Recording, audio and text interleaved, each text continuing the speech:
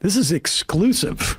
I love this. Clipped by Alex. Alex Jones is providing an exclusive to Alex Jones responding to the Palantir hysteria and laying out what's really happening. Now, where is Alex Jones? Does he still have, is InfoWars still his? Where does he do this? Well, he does have the branding InfoWars still up. I hadn't known that, but it must still be in Austin. I mean, what does he do? Like, how does he still have, I think the court didn't allow for the sale, and maybe it's still sort of like in a holding pattern? Probably that, yeah. It looks like he calls it the Alex Jones Network now, AJN Live. I guess maybe you cannot trademark a title? Is that possible? Or nobody could at least sue him for it yet because it's in limbo, so he might as well still use it. But here he is talking about Palantir. Everybody's asking me about Palantir. And when you look at it and you understand it. Hold on for 1 second.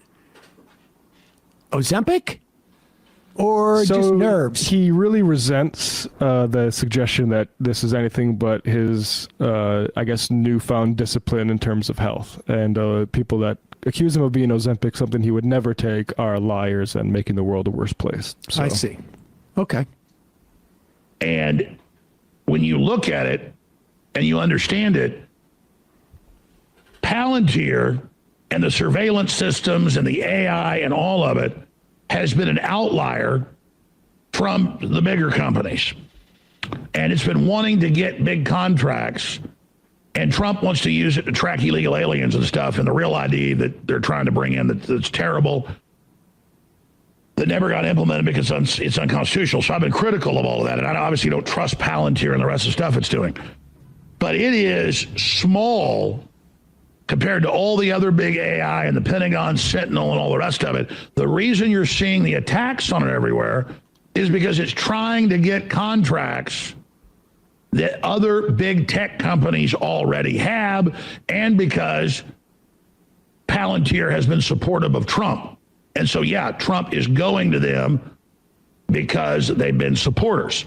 But all this hype about Palantir, all of these systems can be used for control. All these systems are out of control. So just to be clear, what he's doing here is his buddies in Austin. Yep. He's basically just running cover for his buddies in Austin.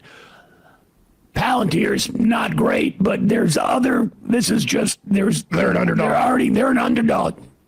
We should be rooting for them. The watchword here is when he says "but," because he'll say all these sorts of things that But let's be clear, has been supportive of Trump.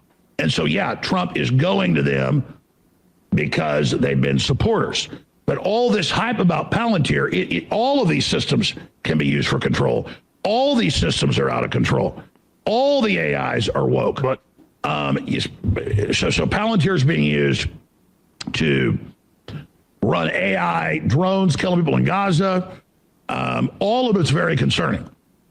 But why do people know about Palantir and nothing else? Well, that's because it comes from the left, only focusing on Palantir, because it's seen as something being brought in to surveil the government itself and to try to find waste, fraud, abuse. That's what Trump wants it for. Trump admin tasked Palantir with expanding U.S. surveillance state. And the New York Times and all of them are all over it. Palantir's deepening government ties sparked fears of centralized surveillance.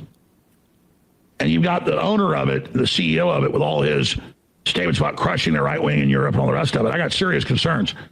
It's just that endless hyping about it and only focusing on it is coming out of the left, and the populist anti-globalist movement has taken it absolutely hook, line, and sinker. You've been completely flummoxed.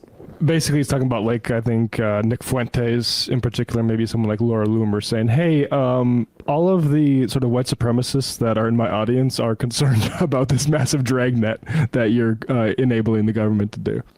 Laura Loomer, incidentally, reportedly just met with J.D. Vance for an hour at the vice president's, I don't know if it was residence or office, yesterday. Talk to somebody smarter than Curtis Yarvin. Don't pay attention to the Palantir stuff. Alex Jones, you can search his tweets for Bilderberg Group. That's one of his things. Peter Thiel is on the steering committee of the Bilderberg Group. Well, that's just a way to throw you off. He's actually on the upside, there's a big but, because the but is he may be able to buy InfoWars in an auction.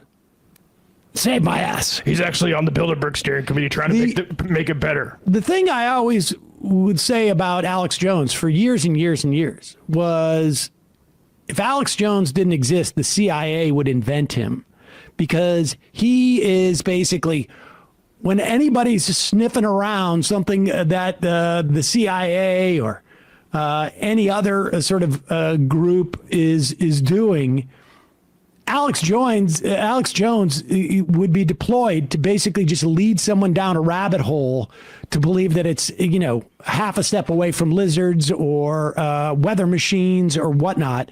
And that's the function he's serving right there. And he, I think, is pretty conscious about this. This is from a documentary by John Ronson, a British journalist, from a series called The Secret Rulers of the World.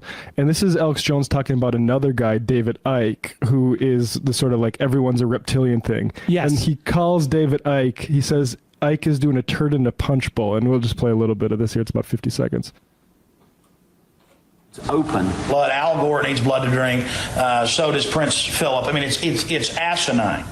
And it's being picked up by people, and so it discredits all of the reality people are talking about. And that's the problem with David Icke. He's got a good line to a point, and then he discredits it all. It's like a turd in the punch bowl. That's his job. He's got this nice big thing, this nice fruit punch, nice ice cubes floating around in it, and then he takes a big dump right in the middle of it, and no one's going to drink out of that punch bowl. But is he in league with them to do that? I think he knows what he has to do in a controlled world to get away with what he's doing and be given attention. And he's either a smart opportunist con man, or he's completely insane, or he's working for them directly. But I tend to think he's just a con man who understands how things works and is just a real opportunist.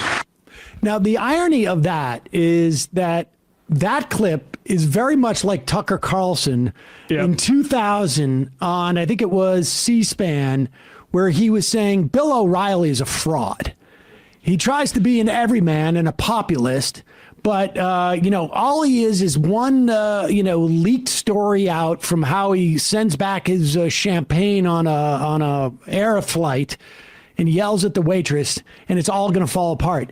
And I think what happened with Tucker Carlson over the years is he realized, oh, wait a second. No, that Bill O'Reilly ain't going to get taken out like that. That's actually exactly what I should do. It's a working model. It's a working model. It is proof of concept. And I think Alex Jones saw the same thing with David Icke.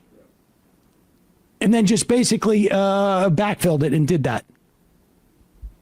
Yeah, Palantir, actually, they're just fighting the good fight. It's kind of lesser evil of which sort of tech dystopia you want. I would rather have Palantir do it. Look, not that I'm open to any investment from Peter Thiel or any of those other people in the PayPal mafia who hang out in the mothership. Yep, no. Down in Austin. There's no money trail. I wouldn't worry about that at all. Elon Musk makes a deal with Palantir. Has nothing to do with the fact that Tesla is down in Austin now, hanging out at the mothership, the green room. We're all just protecting ourselves from the weather machines.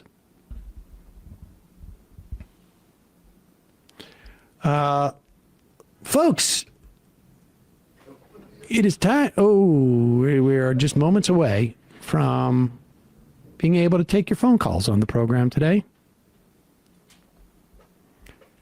The phone number is 646-257-3920. 646-257-3920 is the phone number. JT from Tulsa. Just my 2 cents, Sam. Next time you do RFK, use your Alex Jones voice, but do RFK's mannerisms and vice versa for Alex Jones. I think you'll find both your impression of them will improve.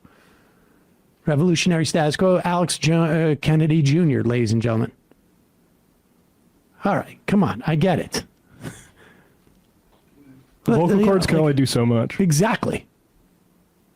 There's a difference between those two.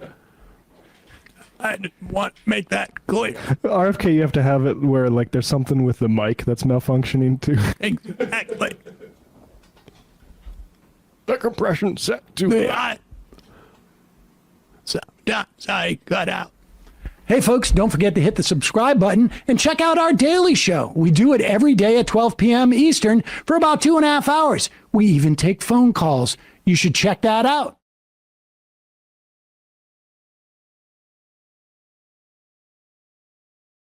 You know, this was interesting. You know, you watch a lot of sports, Emma, Yes. it's my understanding. A lot of times they mic the players, and that's always one of the interesting Mic'd up. things to do, right? Like, you're like, oh, what is this basketball player saying to this other basketball player? Oh, they really are talking trash. Or they're saying, why'd you find my, or, Yeah. or you know, a football player going like, Right. you know, I'm open. I like that impression of Well- a football player. Grunting and then I'm open. All right.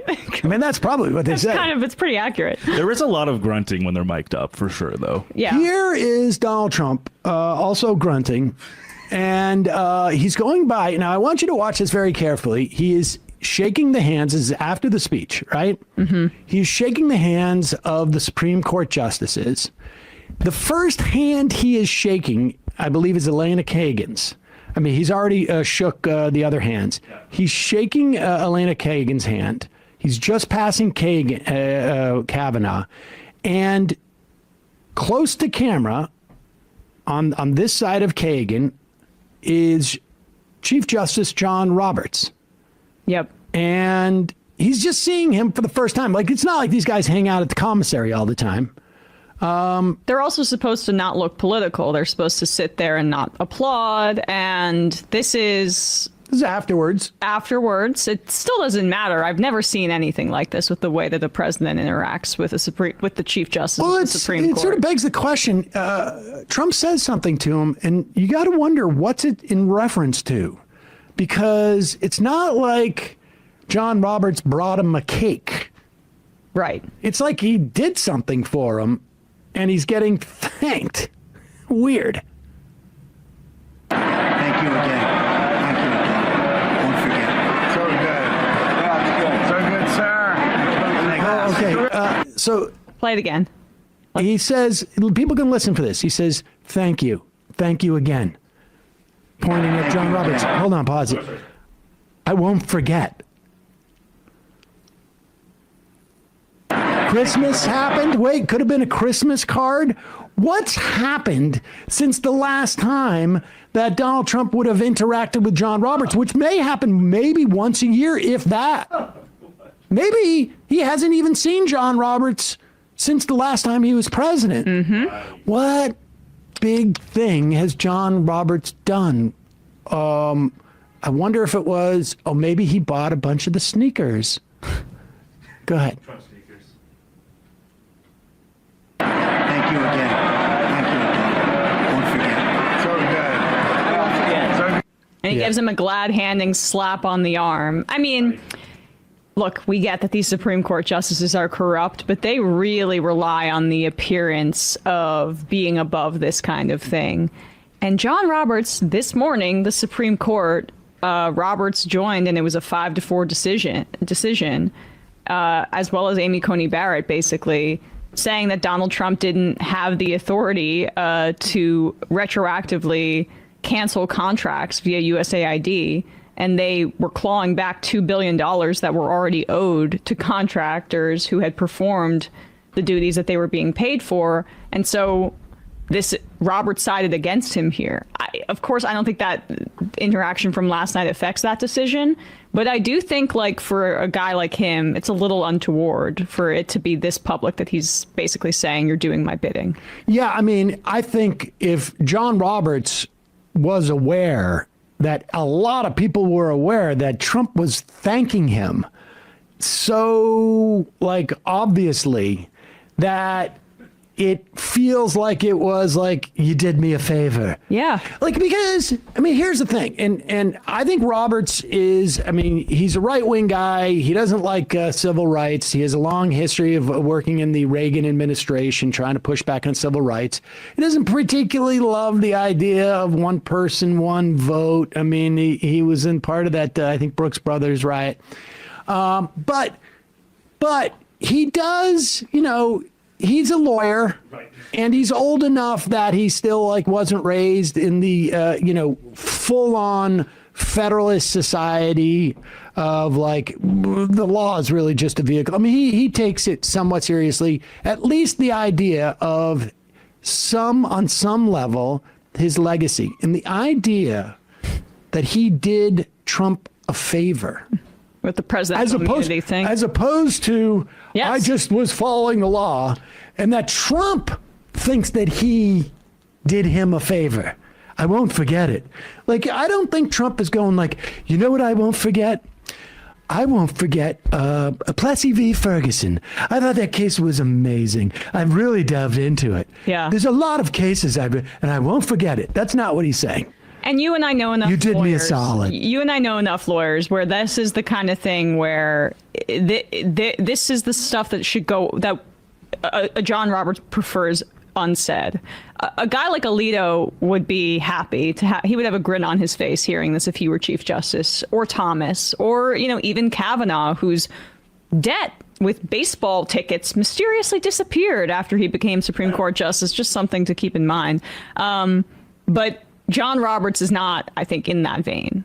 I think he's more of a traditionalist in that way. And I think that this is the kind of thing that can bruise his ego. A lot about our democracy, unfortunately, is hinging on two people, Amy Coney Barrett and John Roberts, over the next 4 years. Yep.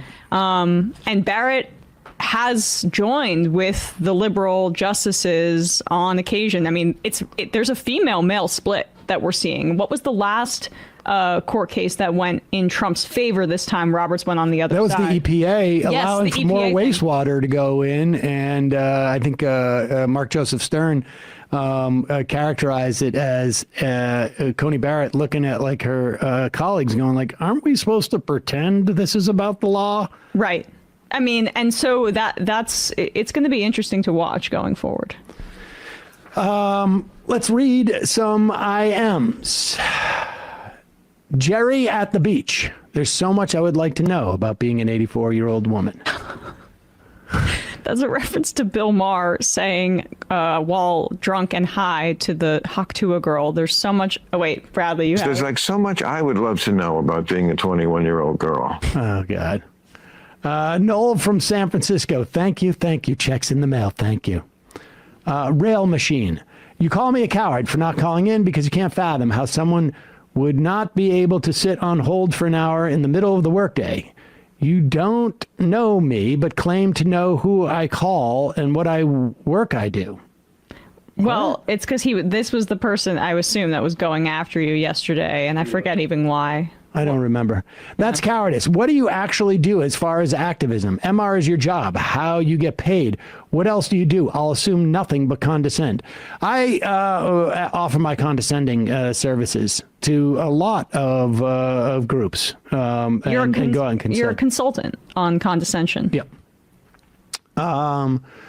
The amazing Grando. For people who just want to subscribe on Twitch with their Prime account, they need to just go to the MR channel, click on subscribe, and they should see a slider for use Prime subscription. Well, I'll tell you right now, I mean, it might be a little bit tricky because we got a level 7 hype train going. Level 7? Watch out.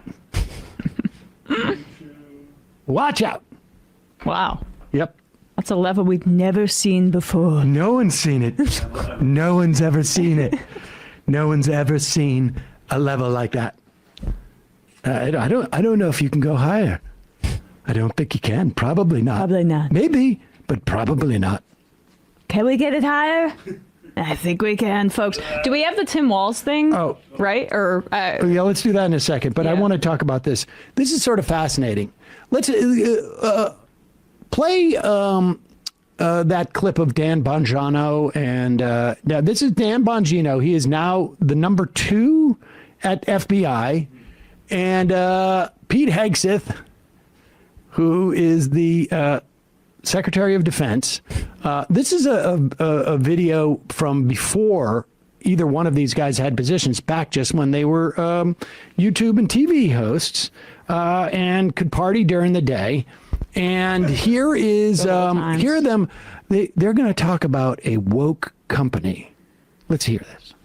Climate activist Pete occupying BlackRock headquarters over its investment in fossil fuels. BlackRock, you are not going to find a more left-leaning investment firm anywhere in the known cosmos. Pete, this makes my point I've spoken about a lot, that the cancel culture movement is inherently cannibalistic. Yes. People like you and I just ignore them, so they only go to the weak, which are people on the left, and they're going to start eating their own soon because they're the only victims left.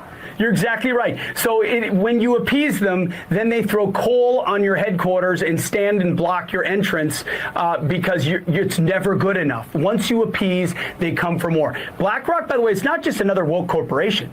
They are the leader of the environmental social governance ESG movement, which is really attempting to address climate change, diversity, equity, inclusion, and virtue signal about how virtuous they are to the woke left. Yet they still need to invest in fossil fuels, oil and gas, because of the strength of that industry, and they do. So they try to have it both ways. They try to make money, and then they try to stave off the mob by pretending like they're some social justice investment firm, which is never good enough. It's not good enough until all the executives there are living on Little House on the Prairie, maybe in Tennessee, with no running water and no lights. Maybe then they will satiate that crowd. Clearly wasted. But the interesting thing is that they really have a problem with BlackRock. Yeah. And it's because of the wokeness and the DEI-ness and whatnot. And this is why MAGA is so upset. First, Bobby Kennedy goes out and tells people you actually should get vaccinated for the measles because the measles is a actual real disease, not a fake disease that you can wish away with crystals and vitamin A. And now here's Donald Trump last night. To further enhance our national security, my administration will be reclaiming the Panama Canal, and we've already started doing it.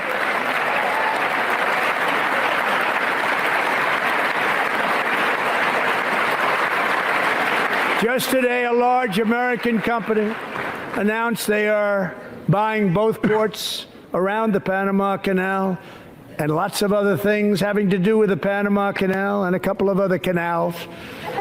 The Panama Canal was built by Americans for Americans, not... Okay, we don't need to hear him list through the rest of that. Although he does lie about how many Americans died and completely discounts the fact that a majority of the people that died were basically laborers from the West Indies. But What's this name of the big company? yeah, he was getting a little slurry towards the end. The denture gel things are loose. slipping. Things are slipping. Look at that. After Trump applies pressure, Wall Street giant moves into Panama, an investor group led by BlackRock. No longer woke, it appears. Apparently, BlackRock, there's going to be a woke guards essentially on both ends of the Panama Canal because the ports are on both sides. Well, you got to keep it out. The wokeness tries to come in on multiple fronts. I bet you they hire Panamanians there too, part of their DEI program probably. We need a wall around the Panama Canal until we can find out what the hell is going on. All around the whole thing. Got to shut the whole thing down, find out what the hell is going on. And Dana Loesch, I guess she's still around. She's around? Yeah. I thought that she kind of faded into irrelevance after, being an NRA influencer as that company, or not company. But here's the thing that's so hilarious about them is look at, they're going to have a momentary moment where they go, what? The biggest demon on Wall Street to them was BlackRock. And I'm no fan of if it was up to me, I think everybody know I would tax them out of existence.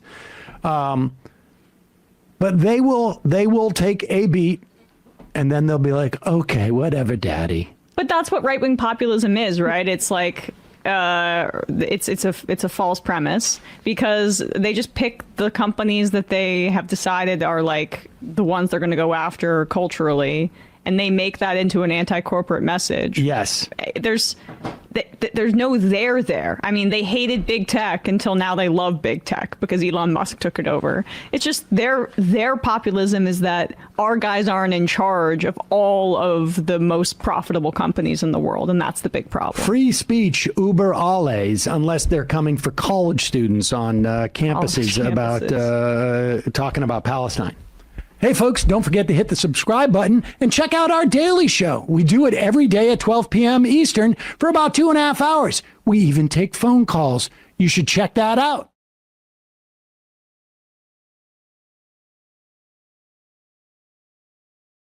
What do you make of this past week with Donald Trump declaring himself king? The right is basically going to say, oh, the libs are just being owned, and they're being hysterical once again about Donald Trump's authoritarian impulses as he allows an unelected billionaire to ransack the treasury for reasons that may or may not be related to some cryptocurrency deal that they have going on. I mean, there still needs to be reporting on that, but I saw that CBS is looking to, quote, retaliate after they settled with Trump to get in his favor. And they say they have some reporting on a crypto deal that they've been sitting on, which, I mean, come on, that's unethical. He's the president of the United States. But I guess what's been your overall reaction to these cuts and the harm that they're causing so rapidly? It's horrifying. If you look at the Progress 2025 tracker, the entirety of Project 2025 is now 35% complete. I put out a video on this today. It was at 34% yesterday. Today it's at 35%. Some objectives are moving along faster. USAID is 100% complete. DEIA, 100% complete. LGBTQ rights, 67% complete. So they're moving along twice as fast as was intended by Project 2025, which was supposed to be a 180-day project. And if they actually do 100% of Project 2025, then it's on track to be done by the end of April, I think. So it's a lot, because the strategy is to overwhelm us, to flood the zone, or whatever Steve Bannon called it. And the Heritage Foundation president said that this was a political revolution. It was the second American revolution, and it would be bloodless insofar as the left chooses to let it be that way. So I think that right now, if you're not hysterical, if you're not being accused of having Trump derangement syndrome, then you're not sounding the alarm enough. You're not, you have to be hysterical. This is genuinely a hair on fire moment, because like MAGA, I think we need to be real. As Chris Clue put it at a town hall in Huntington, this is a modern day Nazi movement. That's exactly what this is. And this attempt to gaslight us into thinking that everything is copacetic and, he's not really wanting to be a dictator, he's just trolling. I think that is complete horseshit. Everything that's happening right now is extremely dangerous. And I genuinely don't think that we're going to be able to vote our way out of a situation like this. It might be too late. Like, once you open Pandora's box, it's hard to close it. And we already see Trump defying court orders. Experts, like, they won't say that Trump is defying court orders, but he's defying court orders. I mean, if you look at the specifics here, a judge will say you can't do that. He'll do it anyway. And then they'll give some flimsy legal justification. So I guess the logic is that unless he specifically tells a judge no, then it's not a constitutional crisis. When we're beyond that talk, I think that the debate needs to end, and the talk about action needs to be taking place right now, because it's horrifying. I mean, you can basically, Putin gives a constitutional update if he's going to run for president again. Like, all dictators want to do this. I'm not saying Trump is a dictator yet, but like, I think we're gradually moving into territory where we could be a soft dictator or a de facto dictator, or we kind of just become an illiberal regime. But I think that people are right to be afraid. You shouldn't don't be so afraid that you kind of check out of reality and you become blackpilled, but don't let them accuse you of being hysterical or having Trump derangement syndrome, because they're trying to get you to just shut up.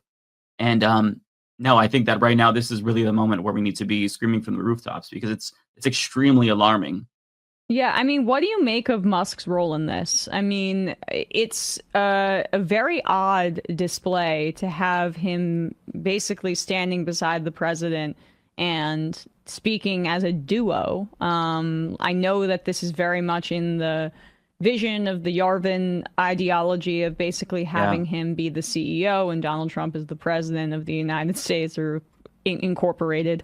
And it feels to me like this should be the most straightforward case ever to make the case that the right is on the side of the billionaires. The Democrats make that difficult, but that feels like the easiest kind of layup politically. But they're basically banking on the fact that, like, power is power. Not knowledge may be power, but power is power, and we're in power right now. And it's kind of difficult to get a toehold. Yeah, I think that the Elon Musk thing is a real turning point for the country. And when I read the article from Rolling Stone about how Hakeem Jeffries met with Silicon Valley oligarchs to kind of mend fences, that was when it kind of clicked for me, where it's like, oh, there's no going back after this, because now there's going to be these billionaires who throw billions of dollars at both parties to get as much power as Elon Musk. I mean, one of the quotes from a donor advisor in that article is that these billionaires that Hakeem Jeffries was talking to were pissed that they've never gotten this much power. So I think that it's going to be really difficult to go back to the standard oligarchic corruption that we saw, which almost seems preferable at this point. Like, I'd rather do that again than whatever the fuck this is. I'm sorry, I don't know if I could swear. No, it's all right. Okay, sorry. I have a sailor mouth. But it's going to get progressively worse. And I feel like Citizens United, we all knew that this was going to be inevitable, but to the extent that, like, we'd have a billionaire just being the de facto president, unilaterally hollowing out agencies, taking on the Labor Department and any agency that is regulating his companies.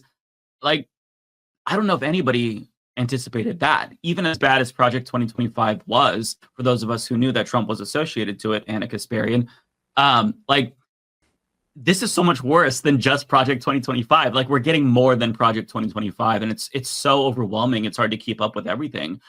There's little things that are going unaddressed that should be on people's radar, but there's just too much. Like, for example, the DHS, they just got rid of a rule that stops them from collecting intelligence on people, specifically on the basis of sexual orientation, which is a little bit of a red flag. We know that they don't want queer people to exist in public, but the fact that they're doing that and they specifically want to collect data on people who are gay, I'm sure that will apply to trans as well. But right now it's sexual orientation based on my knowledge of it.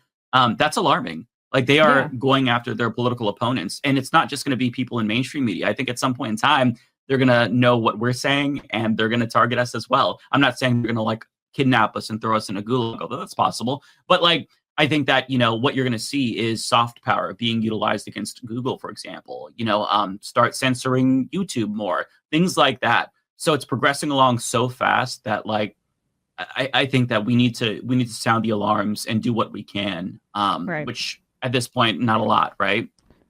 Yeah, we're building for the primary in 2026, but we're also, I think, trying to focus on building union power and organizing within your community. One of the when you talk about how it's difficult to keep up with the level of cruelty that this administration is a part of, and you just have these stories that slip through the cracks like this. CNN's Boris Sanchez thankfully did cover it here. This is an 11-year-old girl who took her own life in I'm not sure if she's in Texas. Texas, yeah. She took her own life after being essentially bullied by her fellow students who were threatening to call ICE on her family. And this came up because you were bringing up just the rampant LGBTQ discrimination that is coming from the top. But this is how these are the community effects of policy that is enabled at the presidential level. Like, it's not just the actions that are horrific and cruel that affect people, but it's also what it gives permission for folks to say. And this little girl was a victim of that. Here's that report. Suicide of an 11-year-old girl. Jocelyn Rojo Carranza's mother says her daughter took her own life after being bullied at school, after some students threatened to call ICE agents to deport her family. Today, we're hearing from other parents about the taunting that allegedly went on inside the school, where many of the students are Hispanic. CNN national correspondent Ed Lavandera joins us now. And Ed, what are you hearing about what was going on at this school? Well, we've spoken with several parents over the last day who described that the scenes inside this school where Jocelyn Carranza went to school, that there had been an uptick in the amount of taunting and chattering about ICE, students being picked on and teased about ICE coming to arrest their relatives and people who had come from mixed immigration status homes and this sort of thing. So some concerning descriptions of what we've heard from several parents away from the family of Jocelyn Carranza. So there she is. She was in 6th grade. She loved to play the French horn, and she loved to swim and make TikTok videos. So that's but that these things have an effect, and as I said, it's not just the policy effect; it's the stuff that's downstream like this. Mike, your reaction? Yeah, no, it's genuinely so heartbreaking. And I hope that people do understand the effect that this has at the individual level on people, because it has changed the culture as well. And I think that we saw this with Donald Trump last time, where you saw white supremacists emboldened, but it also emboldens the worst people in the country who just feel entitled. Like, we saw the rise of Karens, where they were trying to call the police on people of color and Black people who were doing barbecues, barbecue Becky and whatnot. And that's definitely happening this time, where people feel entitled to basically use the threat to call ICE as like their way of getting people to shut up or going after their enemies. And it's having a real impact on just people in the community. Like my niece, for example, she like when after like the first or second week of Trump's term, she called me and she was like freaking out because she also has a trans daughter. My niece is closer to my sister. We're very close in age. But she has a trans daughter, freaking out about what's going to happen. Her trans daughter is horrified by this.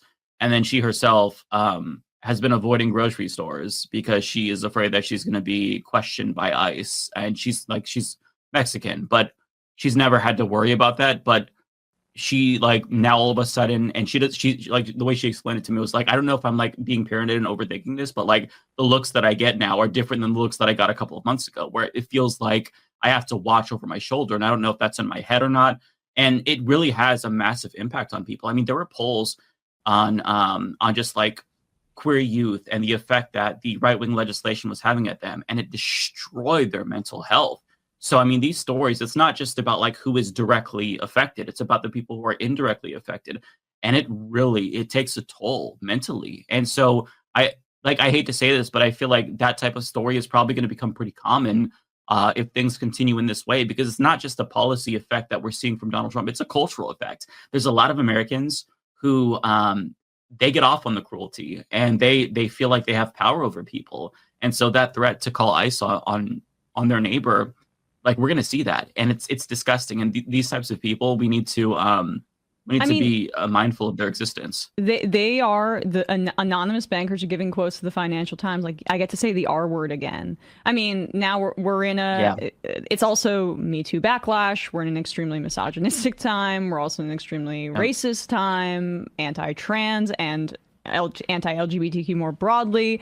There are already efforts to try to get the Supreme Court to overturn Obergefell. They're cropping up in states like North Dakota. This is how this works.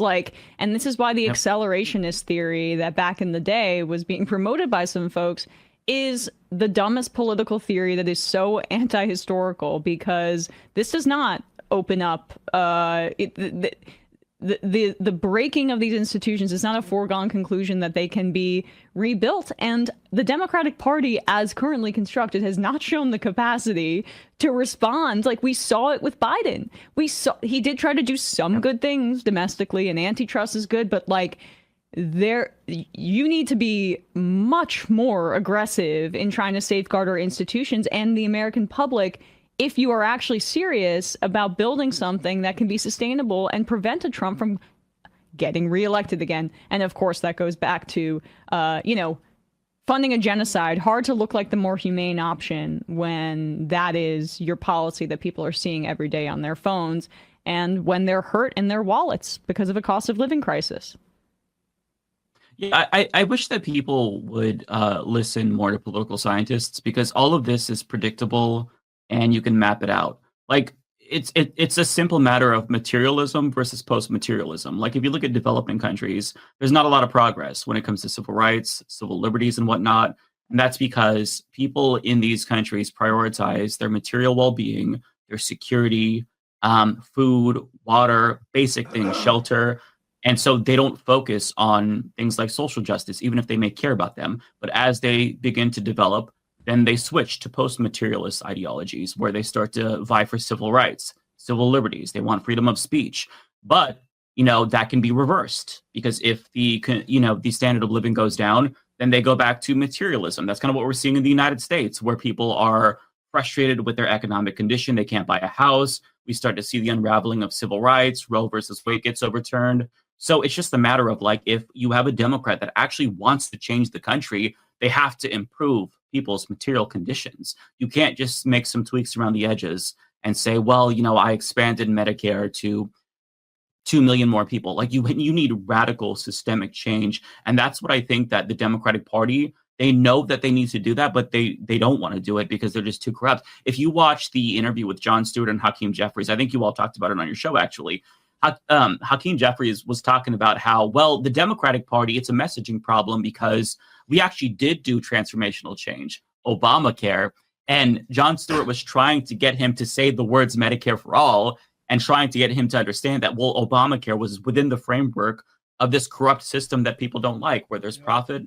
And I'm paraphrasing all this, by the way, it's been a week since I watched it, but Hakeem Jeffries just wouldn't say that they need transformative change. He actually, like, I don't think he believes this, but he maintained that Obamacare was the transformative change, and that's that. We just needed to talk better about it. So Democrats just aren't up to the challenge, and it's sad because so long as they refuse to actually do what they need to do, which is actually fundamentally change the country, do an FDR type of revolution, we're just going to go back and forth, right, between Democrats, Republicans, because there's a lot of people who don't really know, like they don't follow politics. They're not as tuned in as all of us. So if things are bad, they look at who's in power and they vote against them. That's what they do every single time. These are the normiest of normies. I know people like this where they're not overtly political. They just, their friend or coworker will tell them something and then they'll parrot that.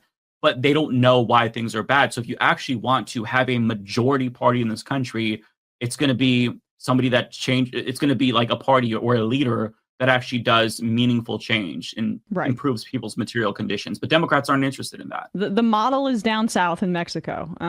It's just that the forces of capital in this country are enormous, and that's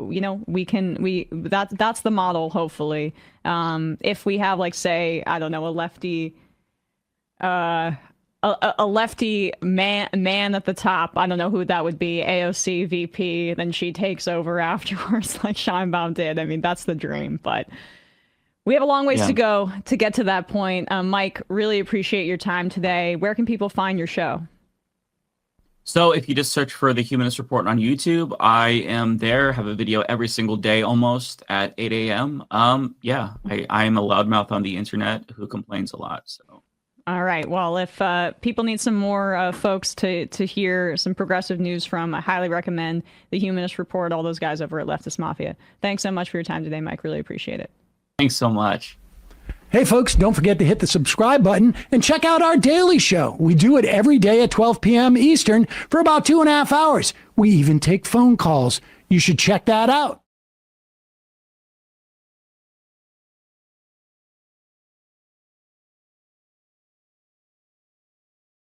When Musk essentially shuts down the Consumer Financial Protection Bureau, and this was an agency that got built in the wake of the financial crisis in 2008, because under the Clinton years, the relationship between investment banks and commercial banks was no longer a firewall there. We had Glass-Steagall back from the Depression days. That was basically to protect. I was saying, like, if you guys want to gamble with people's money, you can gamble with people's money, but you cannot use vanilla banking money to gamble with, because that's when it becomes systemically problematic. And one of the things that Elon Musk will gain by destroying the Consumer Financial Protection Bureau is there will not be any cops on the beat to say, hey, wait a second. These services you want to provide through your website are banking services. If you're going to provide banking services, you're going to be subject to the banking regulations that protect the people who use your banking services.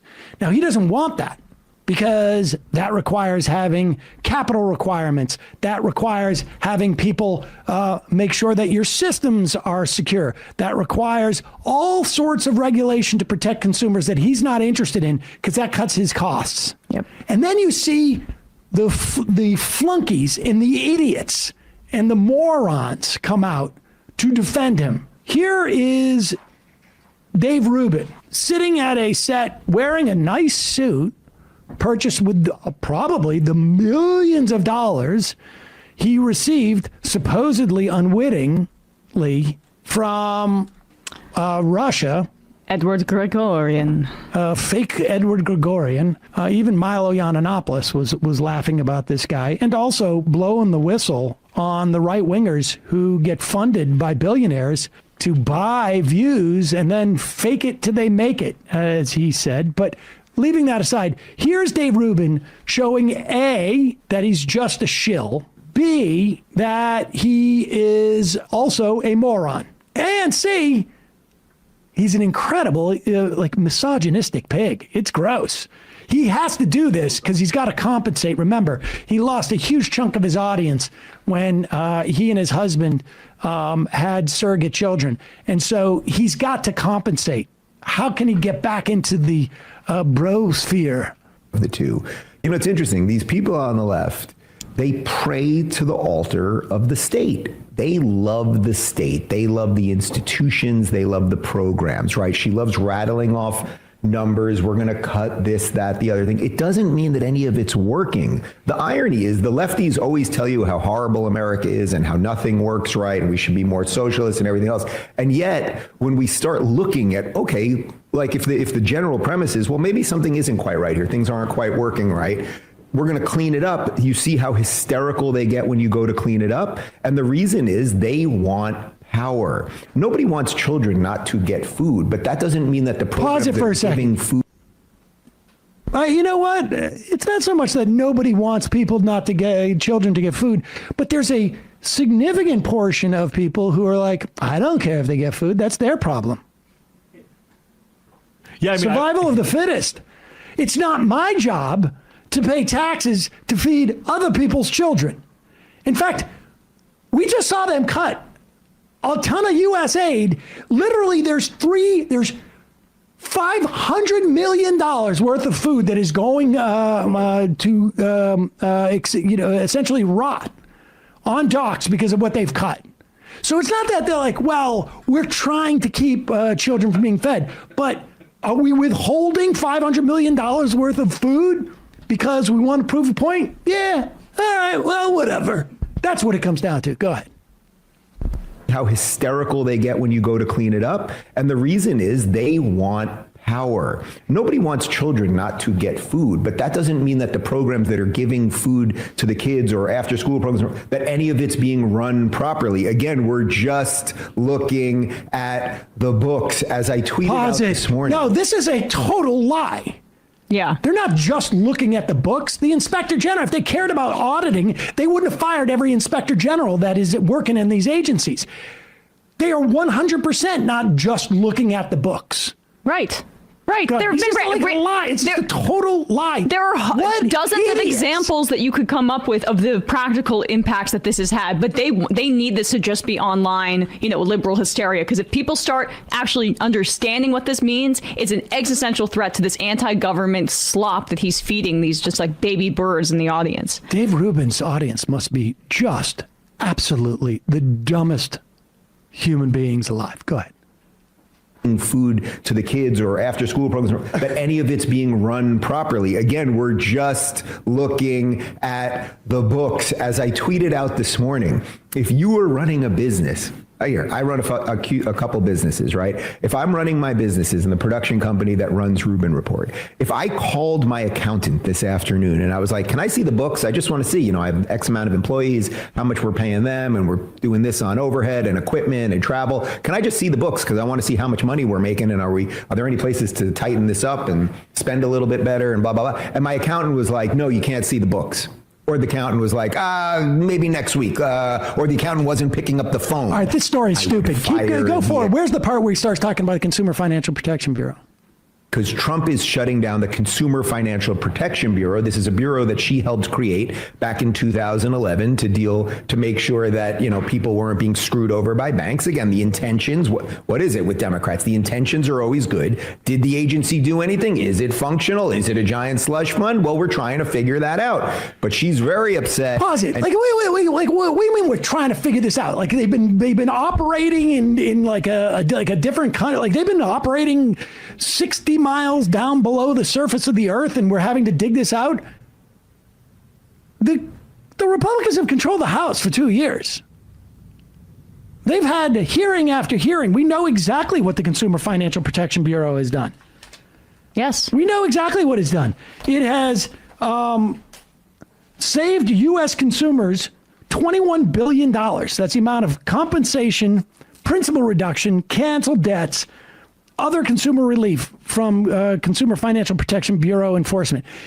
They had just propagated a rule about banks cannot shift around payments out of your bank account to increase your overdraft fees.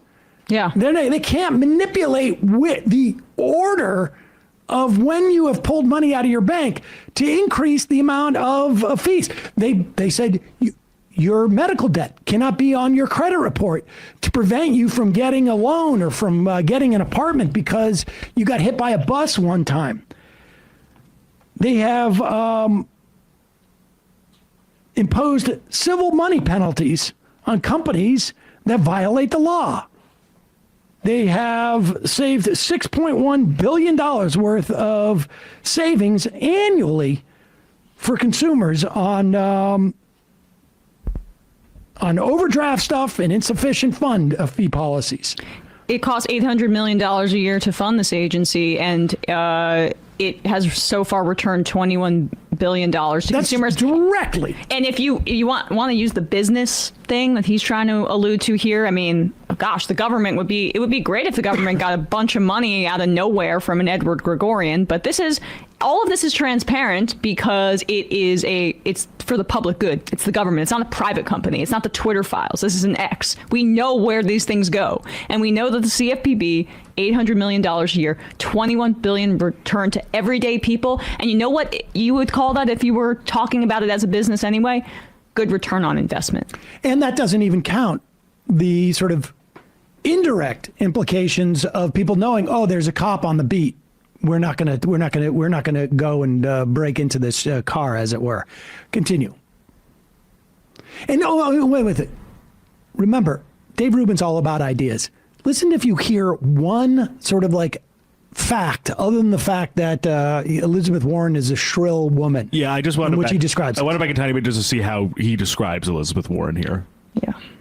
Let's jump over to Elizabeth Warren because she's an interesting lady. Now, she loves murdering babies. That's the main thing about her. She really pause loves it. murdering I'm sorry now. Wait a second. Is this guy getting all biblical? Is he now anti-abortion? Is that his big thing? She loves murdering babies?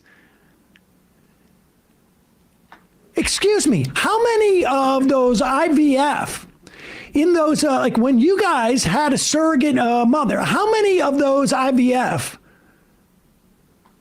conceptions were thrown out. Because it wasn't just 2.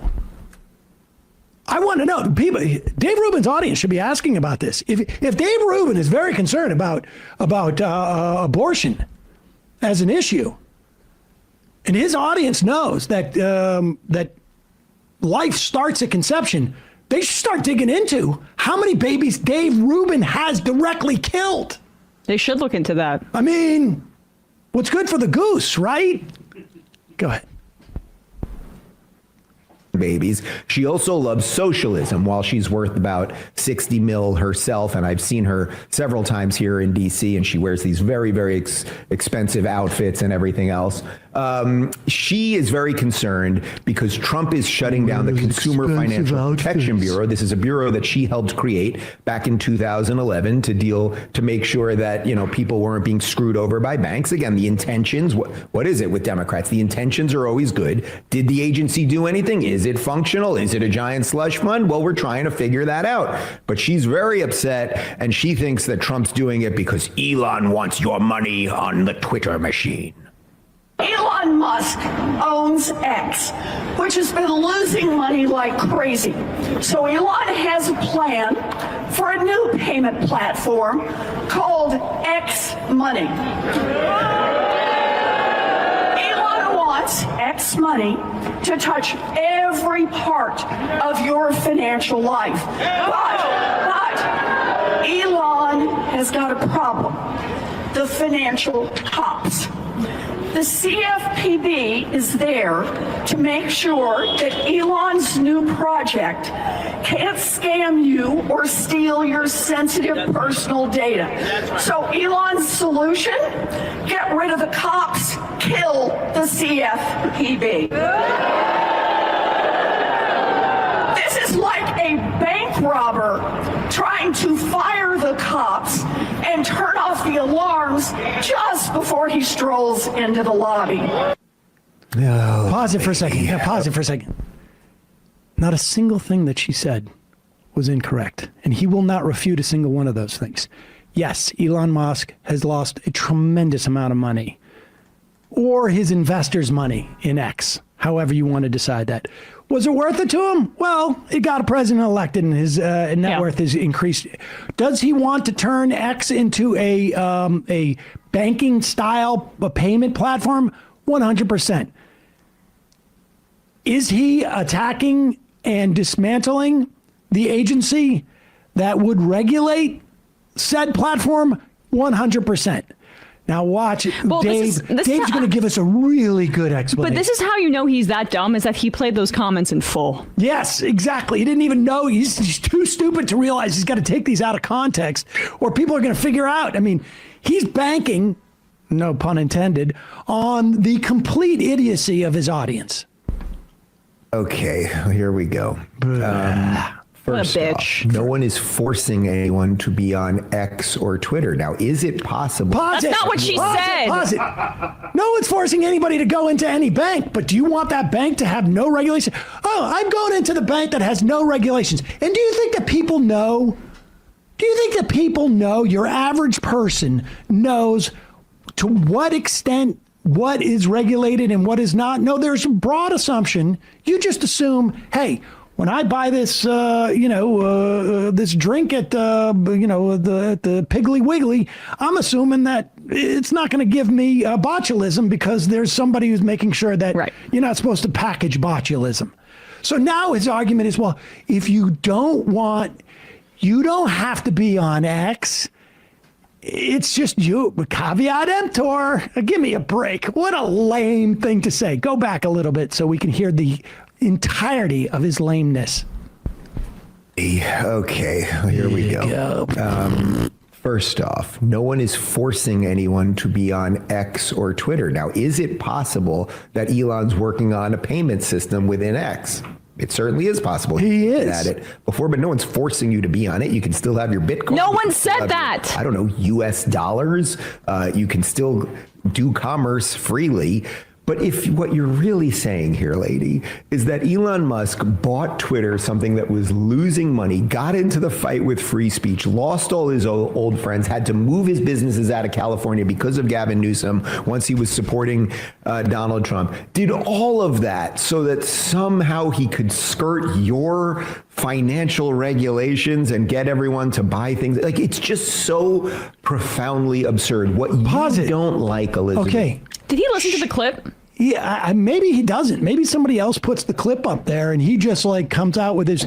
He is not addressing a single thing she said. She's not saying that he had this whole grand master plan. She said right now he's dismantling the agency that would inhibit his ability to rip people off or to operate a bank without any regulation. He's not going to address it. And Andreessen was bringing her up, calling it her personal agency on Joe Rogan, too. The right can't spell out the acronym Consumer Financial Protection Bureau, and then try to make your argument without mentioning Elizabeth Warren's name. Because what they are trying to do is throw a bunch of misogyny at their audience because they don't like hearing Elizabeth Warren's voice and she's a little too opinionated and gosh, we can pick it apart. That's what they're trying to do. Hiding behind really the misogynistic feelings. I can't imagine that. Go ahead. He could skirt your financial regulations and get everyone to buy things. Like, it's just so profoundly absurd. What you don't like, Elizabeth Warren, is that he is creating things. He is building things. And you, as a millionaire socialist, you want to lock everyone into the system that has been pretty damn good for you. But we can all see through it now. So you've got nothing left other than hysteria, right? That's it. By the way, I don't know if you guys know this, but we're all walking around with a phone in our hand, right? And our phone in our pocket. And we all have computers and laptops and iPads and everything else. The world is going more digital. So we will start figuring out new ways to have commerce with each other. The reason they don't want digital wallets and why they hate Bitcoin, of course, is that that's peer-to-peer. That means if you buy something from me and we do this digitally, I can just send you digital currency and it has nothing to do with the government. And then, Elizabeth, you're out of a job. We see you, you crazy fake Indian bitch. Let's jump over to there you go. Okay. And look at you. You thought it was all about misogyny, but it was also about none of what he said has anything to do with it. First of all, she's not out of a job if there's digital she currency. Doesn't run it. Obama blocked her from running it. Remember? He's such a moron. But the amazing thing is, it's just like, his entire shtick must be, we'll put up Elizabeth Warren. I know people don't like her. I'm going to be able to call her a bitch. And then that's how I'm going to get my bona fides. Did you guys, were you thinking about the fact that I'm a gay man? Well, I could be a misogynist as a gay man. Of course. And listen, just in case you think that my whole IVF thing means that I'm not with you on the whole abortion thing, I'm going to put that in there too. Wow, it's so naked. Yeah. He really is so naked. He didn't respond to anything she said and then called her a bitch. I mean, it's like you can't write this stuff. When you see the desperation of a guy who lost his, obviously Gregorian was punching his meal ticket. I mean, that's when someone dumps, $2 or $3 million into your business, $4 million a year annually for doing nothing, you get used to that money. Yeah. And then all of a sudden, it's like, well, maybe we should just have a paper backdrop. That might be, let's just get a fake plant and a paper backdrop. Downsizing. Hey, folks, don't forget to hit the subscribe button and check out our daily show. We do it every day at 12 p.m. Eastern for about 2.5 hours. We even take phone calls. You should check that out.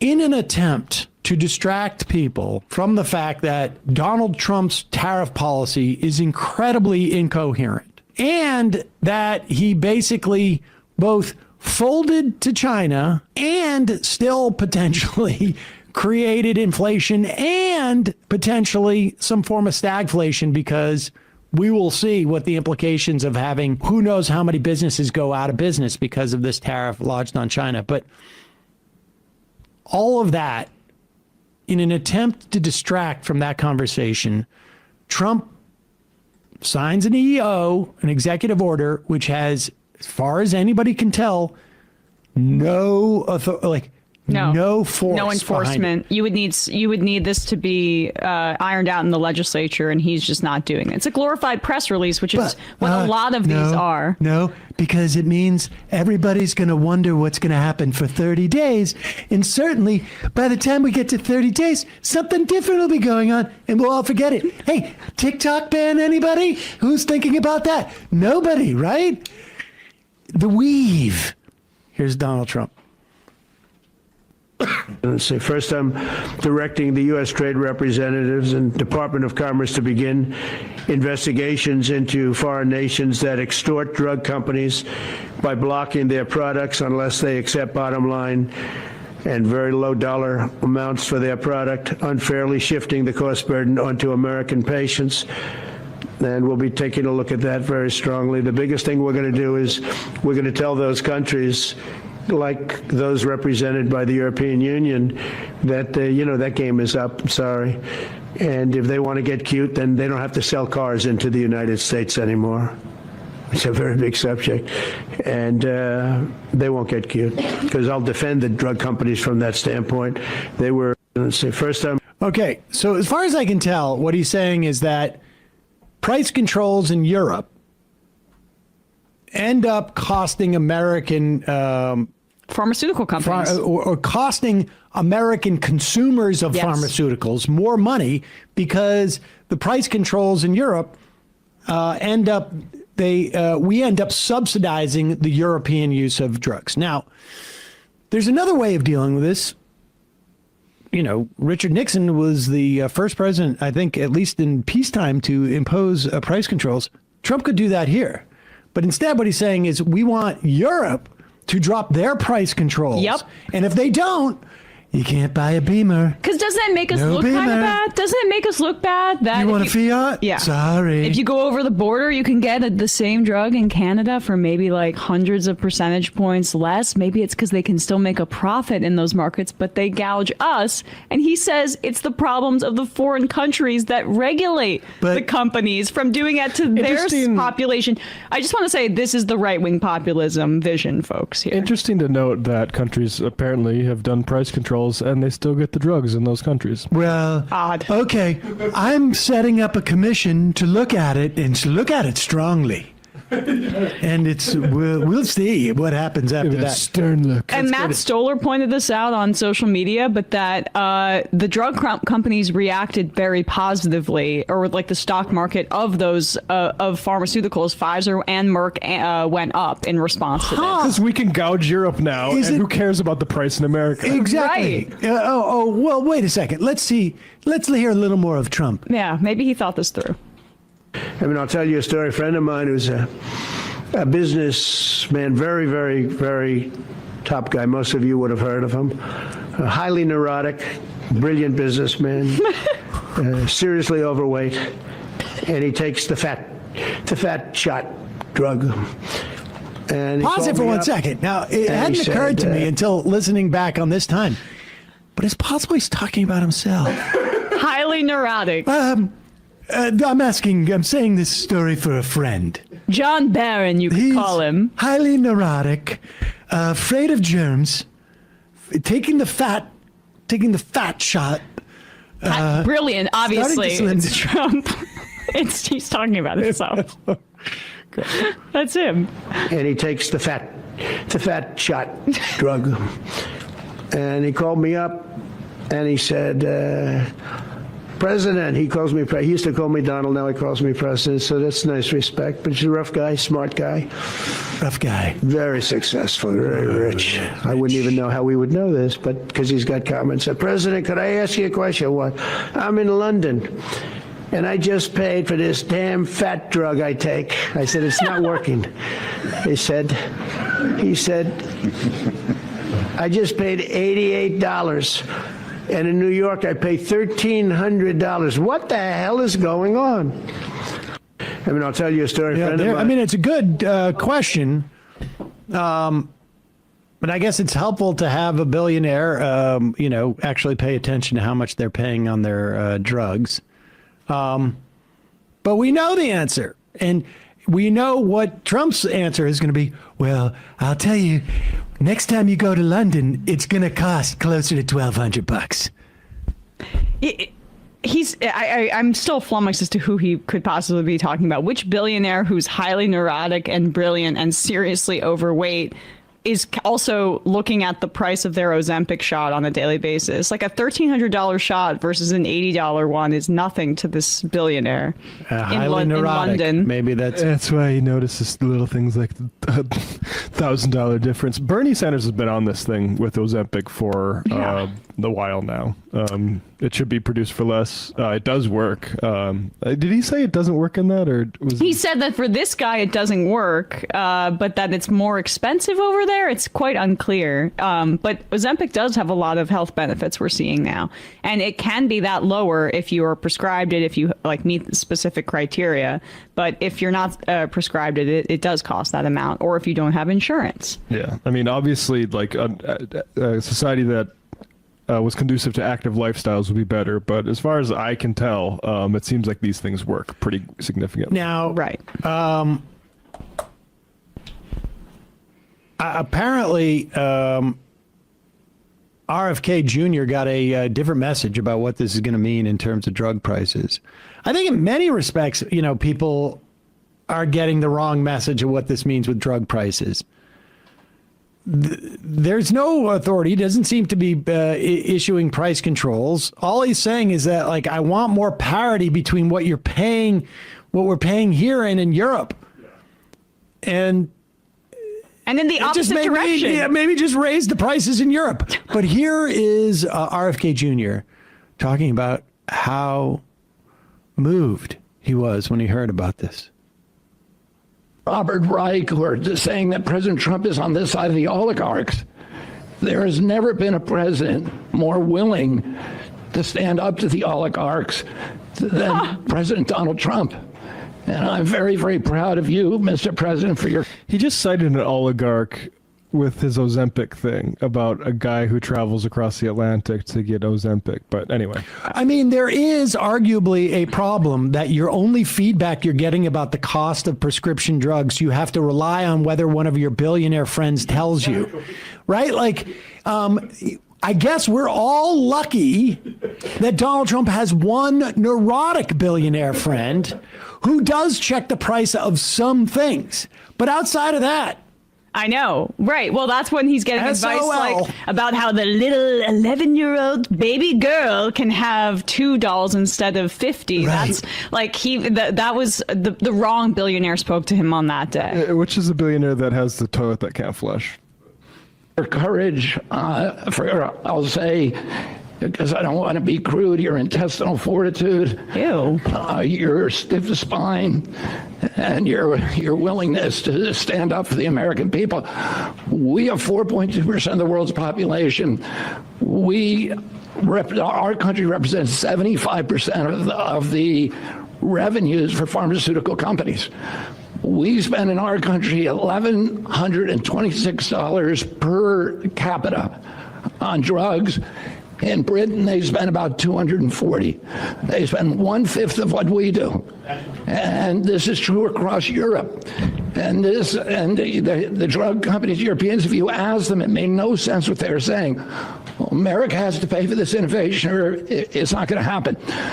What President Trump is saying to our European partners is, you got to raise the amount that you're paying for those drugs and pay for your share of the innovation. That the United States is no longer subsidizing that. So, Posit, to be clear, now it is conceivable that after raising prices on the Europeans, the drug companies will say, we'll voluntarily now drop the prices in the United States, marginally. We should also say that under the Biden administration, every year there was 10 drugs that are paid for by Medicare that had to be negotiated. So the writing was on the wall. And to the extent that they're going to drop any prices, they may or may not, they're not obligated to, they're definitely going to get a windfall, it appears, from Europe. But the idea that he's being praised in this way, Bobby Kennedy explicitly came out against the single-payer health insurance. Now, the UK, who he's comparing it to, they have not just a single-payer health insurance, they have government-provided health care.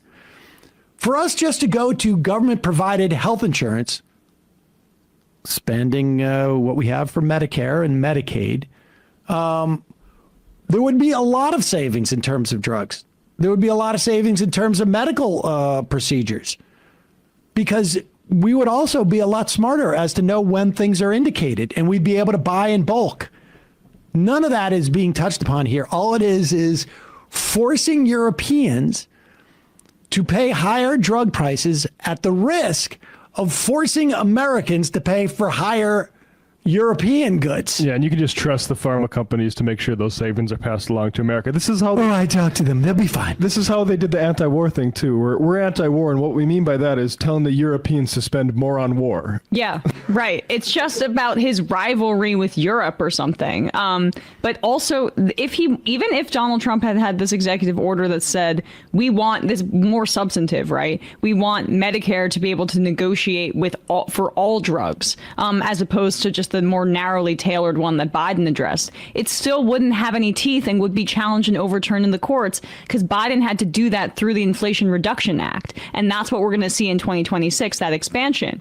But Trump will probably take credit for it. But this is both like the reverse, is like we need our drug companies to be ripping off the Europeans more. And also, I know that this isn't even going to take any effect. I'm just going to gesture at it. And you have this dude pretending this guy's anti-oligarchy, Donald Trump, who you don't get it. His attorney general was a lobbyist for the Qatari government, and it's now in the cards that he might be getting a $500 million plane from Qatar. You don't get it. It's called a race to the bottom. And we're going to win. We are going to win. That's one race we'll win. They're at the price of their drugs by just 20%. That is $10 trillion. That can be spent on innovation, and the health of all people all across the globe is going to increase. Wait, pause. Wait a second. So wait. Oh, okay. Oh, now I get it. He's not even saying, he doesn't, you notice even Kennedy's like avoiding, like saying it's going to mean lesser drugs for us. Yeah. He's saying they're going to take those $10 trillion and they're not going to put it in their profits. They're going to use it on innovation. Oh, sure they are. No. I should trust them? We know they're going to do the right thing. Oh, Bobby Kennedy's telling us we should trust Big Pharma to do the right thing. It's just, right? This is just unbelievable. RFK Jr. says trust Big Pharma to do the right thing. This is actually the way I got the president to sign off on outlawing the measles vaccine. That's what the agreement I made with him was. I would come up and really praise what he's doing here if he outlaws the measles vaccine. You know where we could find a bunch of money for innovation is the family bank accounts of Trumps and Kennedys and put it towards Medicare for all. Yes. Go ahead. Products. So I'm just so grateful to be here today. I never thought that this would happen in my lifetime. I have a couple of kids who are Democrats, are big Bernie Sanders fans, and when I told them that this was going to happen, they had tears in their eyes, because they thought this is never going to happen in our lifetime, and we finally have a president who's willing to stand up for the American people. Thank you, and Dr. Oz. Oh my God, Dr. Oz. I cannot wait to go home and tell my kids that Europeans are finally going to be paying more for prescription drugs. The look on my children's faces when I tell them that for French people, they're going to have to pay a lot more for their insulin. The just absolute joy that is going to be on their little cherub faces. And I just, I can't even think about it without breaking out in tears myself. Oh, kids, wait till you see how much Europeans are going to have to pay. You're going to feel so much better about yourselves. Freedom Pharma. Oh my gosh, it's going to be wonderful. Bernie Sanders had a statement about this executive order. Let's pop it up just in case, any of RFK Jr.'s kids are listening. Look, I'm going to bet that didn't happen.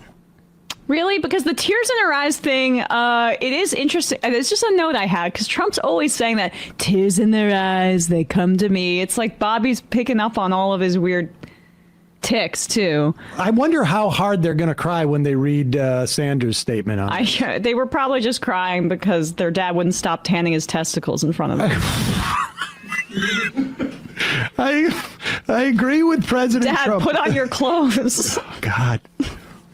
Dad, what kind of animal carcass is in the trunk? Yeah, it's been smelling for days. I agree with President Trump. It's an outrage that American people pay by far the highest prices in the world for prescription drugs. It's beyond unacceptable that we pay, in some cases, 10 times more for the same exact prescription drugs that people in other major countries. But let's be clear, the problem is not that the price of prescription drugs is too low in Europe and Canada. The problem is that extraordinarily greedy pharmaceutical industry made over $100 billion in profits last year by ripping off the American people. Further, as Trump well knows, his executive order will be thrown out by the courts. If Trump is serious about making real change, rather than just issuing a press release, he will support legislation I will soon be introducing to make sure we pay no more for prescription drugs than people in other major countries. If Republicans and Democrats can come together on this legislation, we can get it passed in a few weeks. Unlikely that that's going to happen. But again, the idea that companies that make hundreds of billions of dollars in profits are going to take their newfound windfall from Europe and put it towards innovation as defined by like just pure, we're going to go out, we're going to do a moonshot, and it's not going to be in any way a function of how much money we think we can make on this or that. But that's the real They're critique. They're going to make Ivermectin 2. Yeah, that's the sequel. That's the critique of pharma that makes sense.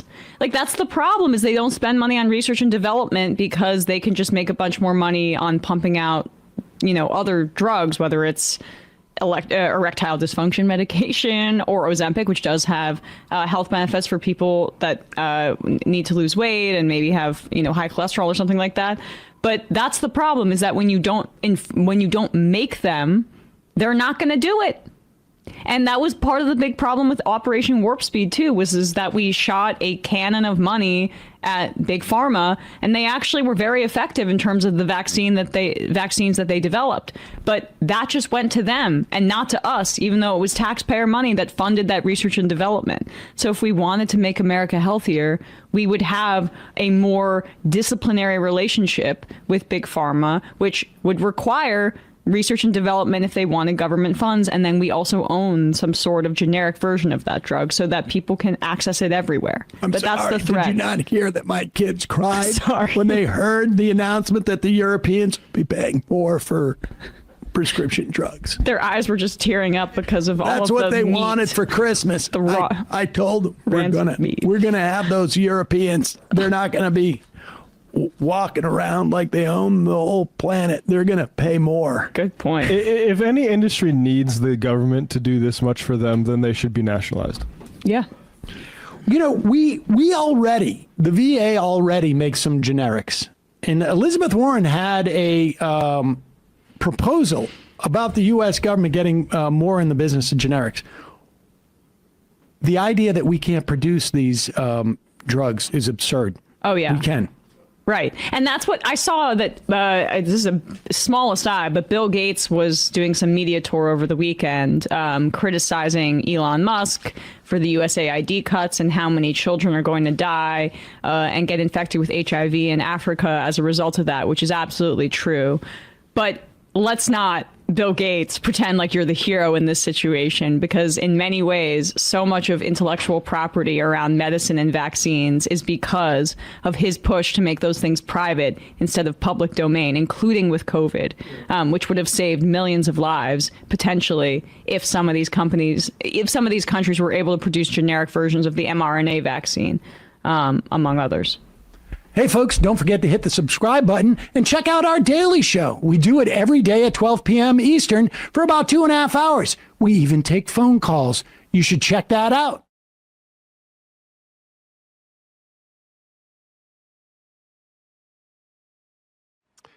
Let's move on to the so-called birthright citizenship case, which isn't, again, directly about, it's not going to implicate birthright citizenship, I think, as much as people maybe anticipate. It might. But, and I'm also going to say, just, as a note, like, we talk about that section 1983, the assault on all of the laws from Reconstruction. Like, I have always considered Reconstruction to be sort of like the actual founding of this country as we live it today, in the same way that like rabbinic Judaism is the Judaism that we practice today, as opposed to like when we had high priests and we were doing, taking a lamb and sacrificing it on the altar. We're living in a Reconstruction world, but this court really is trying to sort of bring us back to just like 1864. I argued, Sam, that people who frame this court as an attack on the 20th century, an attack on the civil rights era, an attack on the Warren Court, that's old news. The Supreme Court has won its battle against the 20th century. It has won its battle against the Warren Court. And talking about that is talking about the last war. The Supreme Court has moved on, not to fighting the 20th century, but to fighting the 19th century, to fighting the Reconstruction era, to fighting what Eric Foner calls the second founding of this country. They don't like that either. They don't like the Reconstruction era either. And they have moved on to directly attacking the laws and amendments and statutes and precedents that came out of that second founding, came out of the Reconstruction era. And once again, they're winning. They're winning their second civil war without firing a shot. So we are now literally relitigating things, not that we fought about in the 1960s, but that we fought a hot war about in the 1860s, and we're losing. We're losing to this new Confederacy. And it feels like they're not even arguing their way through it. They're just going, it's like they're just flicking a switch, essentially, and saying, we're just going to pluck, we're just hitting these switches and that's it. We're not going to have to argue or create some type of like, I mean, we're just going to turn that off. It would be fascinating if it wasn't so disturbing and having real world implications. This birthright citizenship case, it's unclear to me. It's unclear to me, like, does birthright citizenship still exist? Will it exist? Are there people now who are stateless or could be stateless? And then there's this, the main order question is, can a single judge issue an order to stay a law? And that to me seems unclear. Like the whole thing seems still unclear where we're at. Yeah, so you're asking a lot of questions that are difficult to answer because the Supreme Court's opinion itself was gobbledygook, right? Like you're kind of forced to guess at what they could mean because their legal reasoning was so loose and clownish again. I'll try to answer the question this way. At the top level, if you are a child born in this country after June 27th, 2025, all right? So if you were born on Friday or Saturday or Sunday or today, whether or not you're a citizen of this country now depends more on the state or county you were born in than whether or not you were born in America, right? Because what's going to happen is that some states, most states even, will uphold the concept of birthright citizenship, but some states will not.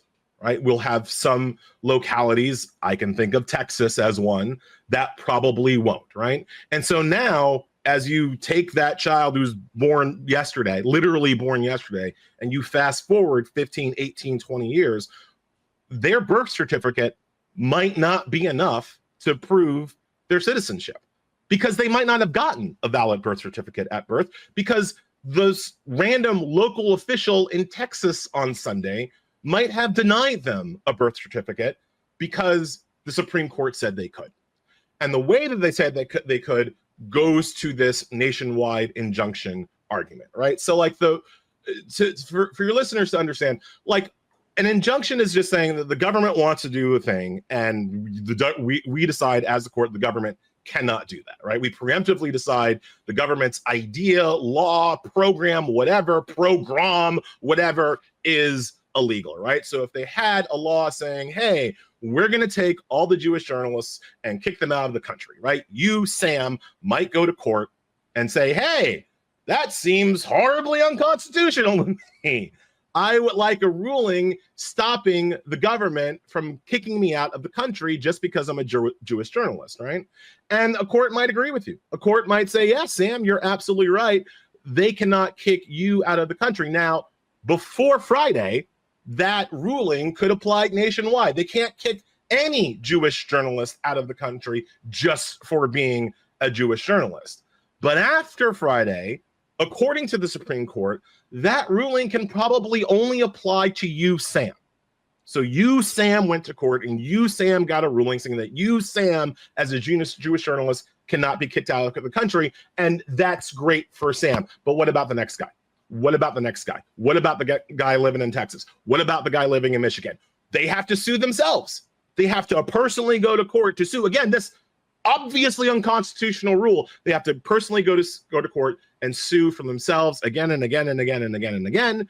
And even if 99% of them win, 1% of them will lose, and then we will have a two-tiered system where some Jewish journalists are going to be kicked out, but other Jewish journalists are not. And that's how it's going to be, according to the Supreme Court, until sometime in the future, perhaps soon, perhaps by next year, perhaps not soon, perhaps in 3 or 4 years, the Supreme Court will come back in and weigh in nationwide on whether or not Trump's unconstitutional laws are in fact unconstitutional, right? But in the meantime, there's going to be a lot of chaos and confusion and uncertainty because the courts took away this fundamental ability of courts to enforce the law against the president. And isn't the sort of the paradox here, and I can't remember if it was KBJ or Kagan who brought this up, is that let's assume that, to use your analogy, you have Jewish journalists after Jewish journalists, they win their cases. The government does not appeal them because they're like, look, there's, I don't know, clearly wrong. 10,000 Jewish journalists in the country or 5,000 Jewish journalists in the country. We know they're not all going to come to court. There's maybe like 500 will come to court. We just won't appeal that. It will not rise to the Supreme Court. I mean, it would involve essentially somebody losing that case and then appealing so that it would rise up. And it's quite possible that if it went up to the first appellate level, the government just says, we're not going to contest.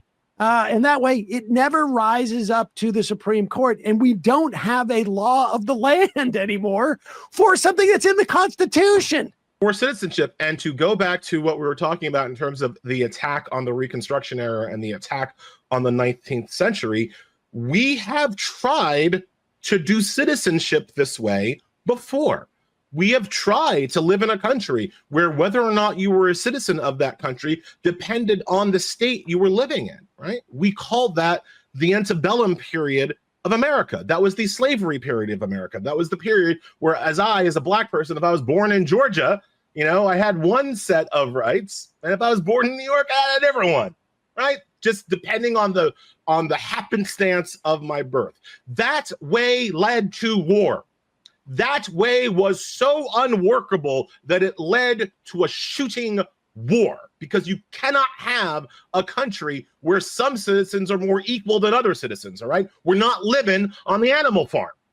But the Supreme Court brings us right back to that situation of potential two-tiered citizenship in this case. The other thing that I've heard a lot from liberals, you were talking about how the government might get around this by just not appealing adverse rulings against it.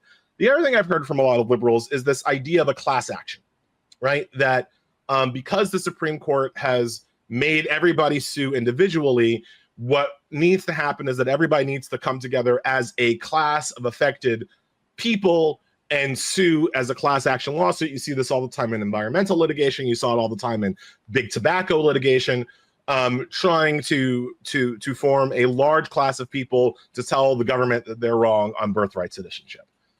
That's a great idea. That's a fine legal idea that this decision leaves open as a possibility, except that you have to remember that the exact same 6 people who just said the government could get away with this messing with of birthright citizenship can just as easily refuse to recognize and what's called certify a class action. And the Roberts Court has been notorious historically in denying certification of classes for various suits, right? For various things that are like much lower stakes than what we're talking about here. And the Roberts Court consistently denies class status to citizens. So there's every opportunity that we'll be here next year talking about a Supreme Court decision that decertifies a class 6-3, and we'll be trying to explain once again how that allows Trump to mess with birthright citizenship, right? Because the Supreme Court, if they've done it here, they can keep doing it. They can keep denying people their rights to sue the government. And just as the last point on that, Clarence Thomas basically says so in his concurrence to this opinion. Basically, don't you try the class actions. Don't you try it, because if you do, we're going to knock it down. He says that in his concurrence. Does he have 5 votes for that? I don't know, but I wouldn't assume that he doesn't. And lastly, is there a scenario where, okay, I'm born in New York, but I go to Tennessee, they don't recognize, birthright citizenship. Can they just, in the same way that, like, in the early days of marriage equality, if I got into a same-sex marriage in Massachusetts, but I go to, Georgia and want visitation rights because my partner's in the hospital, you're not married to him. Well, I am, but you're married in Massachusetts. We don't recognize that. I mean, is there a potential scenario like where it's just like, we're going to deport, we deport you if you're in, if you travel to Georgia, even though you may be safe in New York? Sam, that's the most likely scenario. That's the most likely thing to happen. That when you have, and again, it's like a fugitive slave law type of situation. I'm about to say, we've tried it this way before. It was called the Dred Scott decision, right? What was the whole point? What was the whole issue behind the Dred Scott decision, right? That my man went to Missouri. Missouri was a free state, and he was like, I'm free. And then they were like, no, you got to go back to Kentucky. And he was like, well, no, I'm free in Missouri. And the whole point of the Dred Scott decision was that actually a black man has no rights the white man is bound to respect, right? It was this person, Dred Scott, who did have citizenship rights where he could be recaptured and re-pulled back in to a situation where he had no rights simply by traveling across state lines. That there was no such thing as forever free. That's exact. So when I'm saying it's the most likely scenario, the scenario that you outlined is the most likely scenario.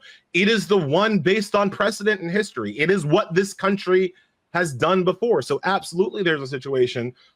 There's a possibility. There's a likely possibility that a person will have a certain suite of rights and protections if they stay in New York or New Jersey. But if they go to Pennsylvania, it becomes more questionable. And if they go all the way to West Virginia, they're done. Hey, folks, don't forget to hit the subscribe button and check out our daily show. We do it every day at 12 p.m. Eastern for about 2.5 hours. We even take phone calls. You should check that out.